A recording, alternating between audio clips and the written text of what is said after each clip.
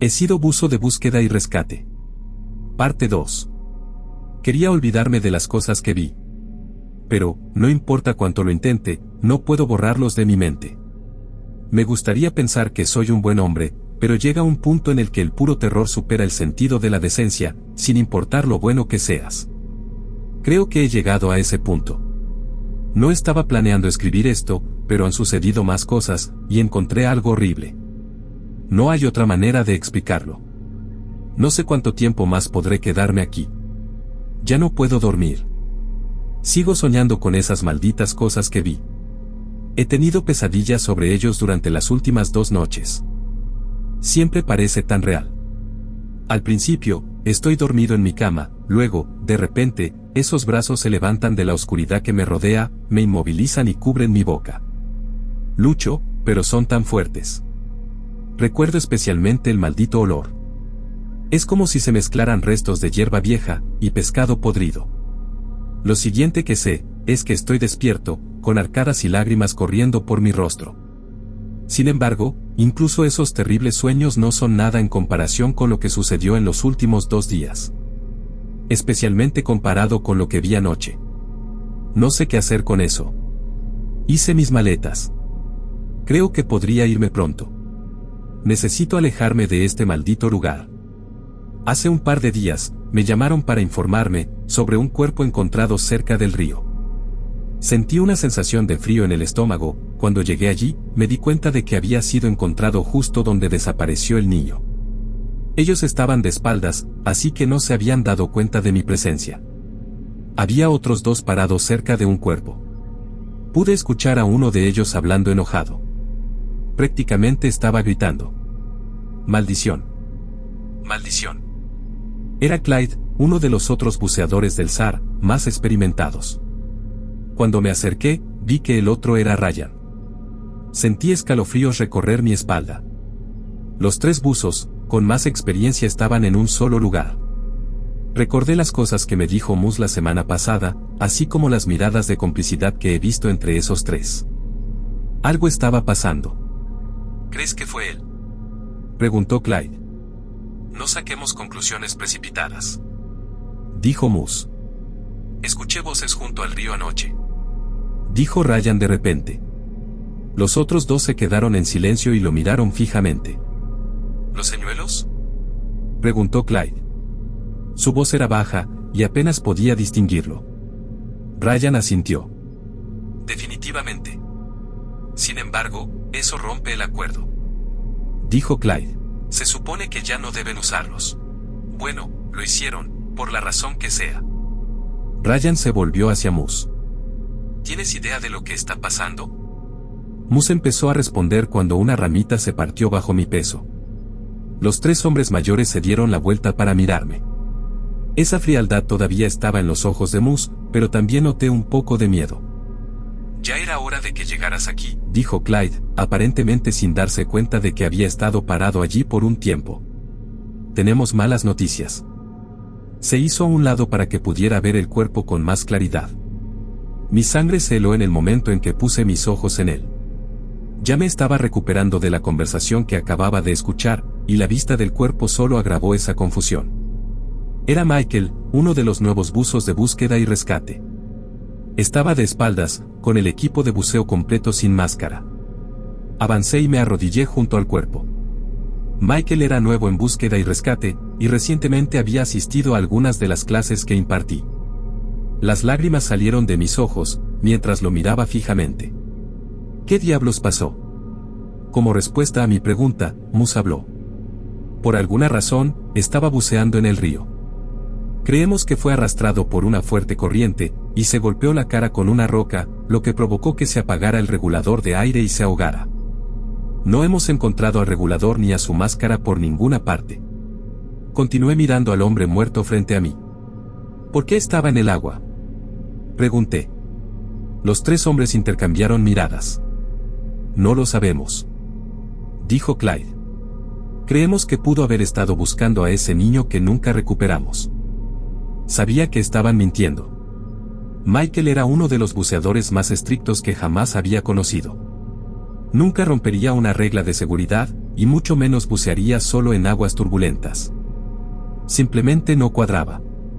Además, había otra razón por la que su afirmación no tenía sentido. Michael había estado fuera de la ciudad, visitando a su familia el día que el niño desapareció. ¿Por qué volvería si no estuvo en la búsqueda inicial?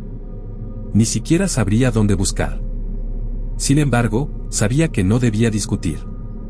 No quería que supieran que sospechaba algo. Clyde y Ryan no sabían que había estado en esas aguas turbias, suponiendo que Moose guardó el secreto. Por lo que pude ver, lo había hecho. Actuaron como siempre lo habían hecho conmigo. En ese momento se detuvo una ambulancia. Los otros me dejaron solo con el cuerpo de Michael, mientras hablaban con el conductor. Mientras miraba el cuerpo, me di cuenta de que algo andaba mal. No había ninguna contusión en su rostro. Si la corriente realmente lo hubiera estrellado contra una roca, al menos debería haber un hematoma. Pero no había nada. Su rostro estaba completamente intacto. En ese momento noté algo extraño. Un hematoma sobresalía de su cuello. Bajé el traje de buceo, y pude ver una mancha azul y negra que rodeaba su cuello. Parecía que lo habían estrangulado. Mis pensamientos inmediatamente se dirigieron a esas extrañas manos que había visto en ese lugar. Pero si eso fue lo que lo mató, entonces, ¿por qué lo dejaron ir? ¿Fue una advertencia? Una profunda sensación de temor se instaló en mi estómago en ese momento, y solo ha empeorado desde entonces.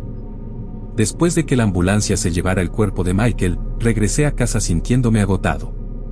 No me atreví a hacer nada ese día, y solo me senté en silencio.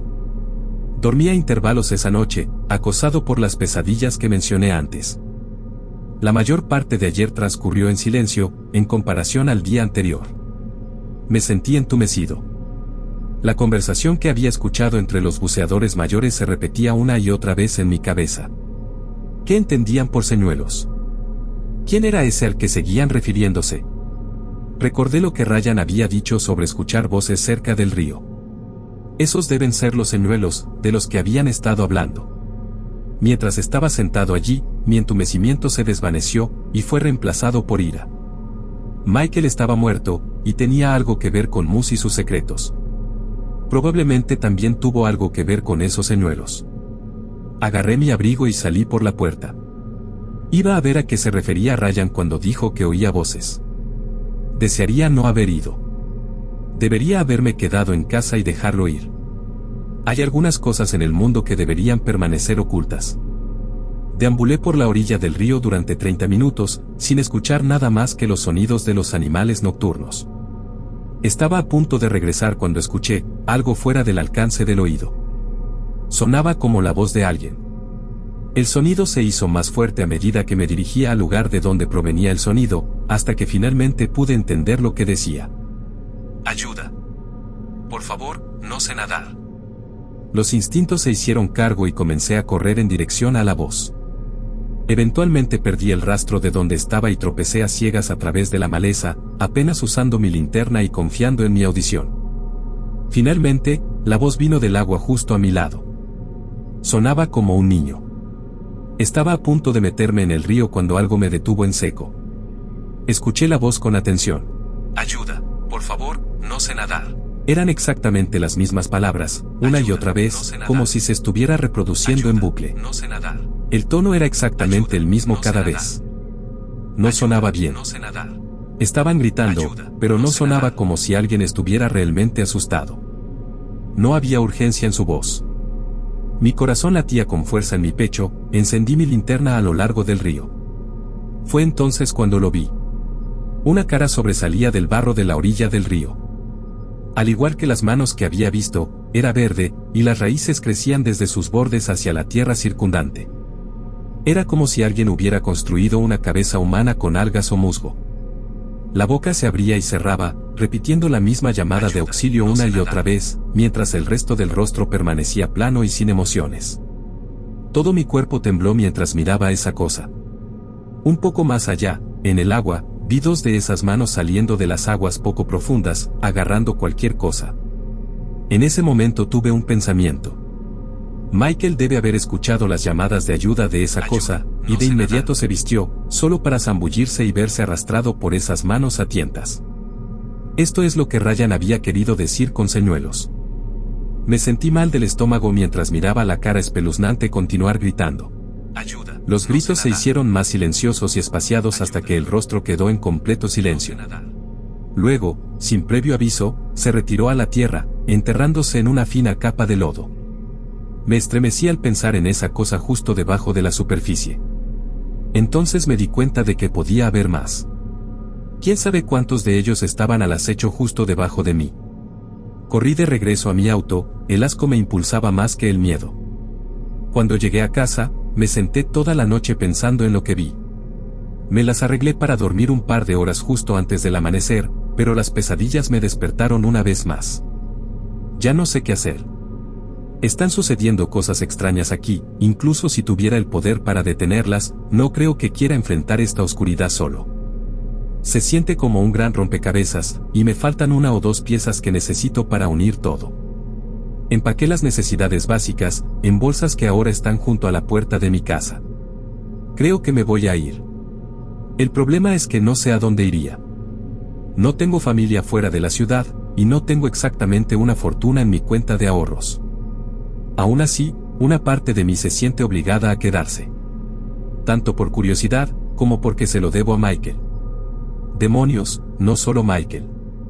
Se lo debo a las innumerables personas que probablemente han sido víctimas de esas cosas en el río. ¿No es por eso que tomé este trabajo en primer lugar? Tengo mucho en qué pensar si esta es mi última publicación, sepan que me mudé y nunca miré hacia atrás. Si sigo investigando, trataré de mantenerlos informados, siempre y cuando esas malditas manos no me atrapen primero.